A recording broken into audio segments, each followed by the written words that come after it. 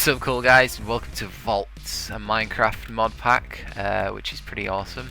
Today, in Voltz 101, I'm going to be showing you how to build this funky contraption here. Let's just bring up my HUD. This funky contraption is called a Fission Reactor, and it's a really easy method of gaining power. That guy looks so evil over there. We'll take care of him later. But yeah, this is quite a simple... What's that tree doing? Why is that tree here? This is a pretty simple way, well, I say simple, in creative mode it's simple, of basically getting power, energy. What we want to do is we want to start off building a 3x3 just hole anywhere, and in the center stick our fission reactor. We're going to need a fission reactor, reinforced glass, sticky piston, control rod, a bucket of water, 9 reactor turbines, a wrench, a lever, and some other stuff that we'll get into later. When we have a fission reactor in the center of this 3x3 block, we want to just branch off to one of these middle blocks, build 2 blocks down, at the bottom stick a sticky piston and then a control rod on top of that. We'll see why in a little bit. Alright, now around the outside here, just stick reinforced glass. You can really use anything, but I think reinforced glass is good because if in case of a catastrophe, it's pretty durable. And you can see through it, so you get to see how this thing works on the inside as well, and it's just awesome. So what we want to do now that we've got our outer layer of thick glass, we're going to just fill the inside with water, because this is going to act as a coolant for our reactor. Next, we're going to need 9 reactor turbines on top.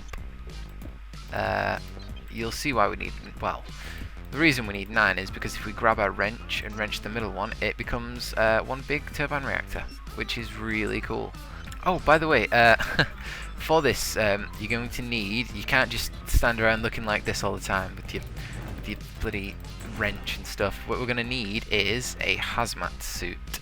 Hazmat suit. So we need that. I'll just give myself that.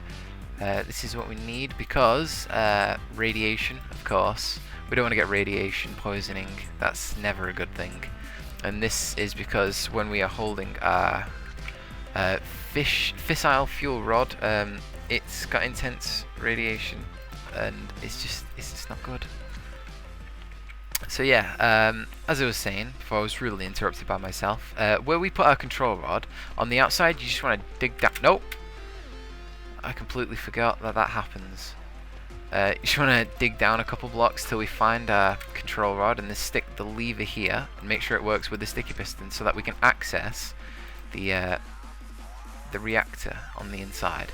Yes, there we go. In here we want to stick our fissile fuel rod, and we can see we're already getting power. The temperature will rise, but because we've got the coolant, it's going to keep it at a neutral level, so hopefully it won't go into meltdown. As we can see, we've got a lot of time left on this one fissile fuel rod, which is great. But yeah, basically, we are now hopefully getting power. It's not going to be that much starting off, because it's just warming up, but the longer we leave it on, the more power we are going to get out of it, basically. So if we just grab a battery box and put it there, so the red part is connected to the wire, that's the power supply into the actual thing. We stick a battery in there, and the battery is actually slowly gaining power. I'll just show you a quick one I built earlier. This one's at, like, I think full working capacity now, so if we stick a battery in here, we see that is filling up really quickly, which is great. Also, one of the advantages of these things are you can feed it into several different things and they each get power, which is great. Now this one's almost filled up, and this one's filled up, and they're both done. All 3 of them are done, which is great. So yeah, I'll just get rid of these for now. Let's see what our bad boy's on here. Oh, almost complete. Well, it's not too bad. It's a pretty quick way of getting supplies. I mean, in survival it's not that easy to build, but once you've got the materials and you build this, you basically you're set. As long as it doesn't go into meltdown, then you're completely fine. Alright, let's break this because we've already established that is working now. Alright, what we can do is we can feed this out into basically anything that we want to give power to. So for instance, I'm just going to feed it out into a turret and spawn a couple of zombies and show you guys basically just some of the cool things that you can do with the power that you have. So I'll stick an infinite bullet in there and I'll spawn a zombie right there. And pew, pew, pew, pew, pew, pew, pew, pew. Oh, it's gone out of the radius. Oh no, and the zombie died anyway because it's daytime. Fantastic. But yeah, this is cool. This turret is cool as heck. Another thing that we can do is we can actually feed it out into what I like to call the main event of today's episode. We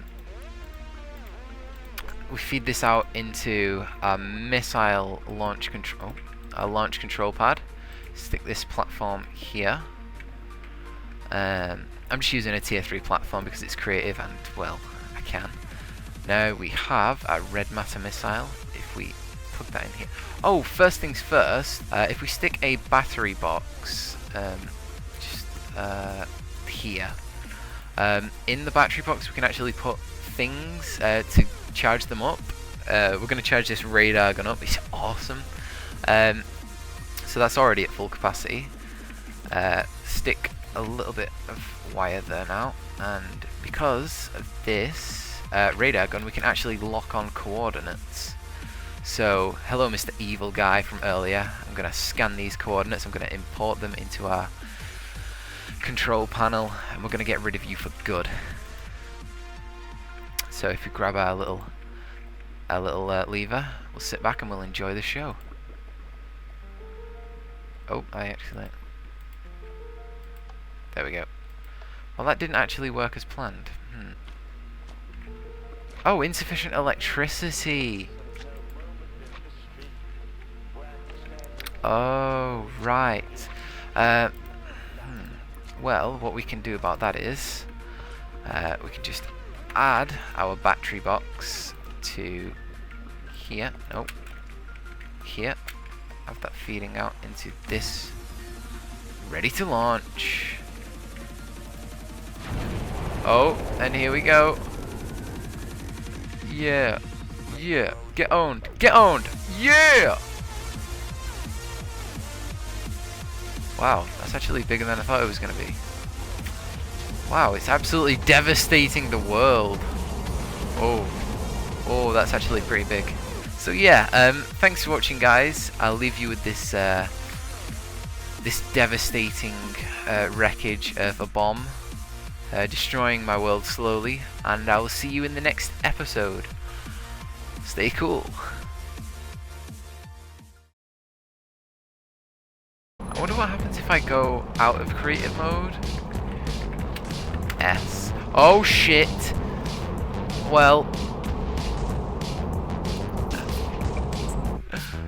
Well, that happened. Oh, and there's my death point. Oh, and it's happening again. Oh, well, goodbye cruel world. If you accidentally launch a red matter explosive and you wanna, you know, get rid of it before it eats your entire world right up, what you can do is you can launch an antimatter explosive right at the heart of this bad boy, and hopefully that skeleton, holy crap, hopefully we'll be able to, oh, it's a bit wavy. Yeah, there we go, it'll get rid of it, and it'll knock that antimatter completely out of the sky, it'll stop it, and it'll just be awesome. So yeah, thanks for watching, guys. I'll see you in the next video. Stay cool.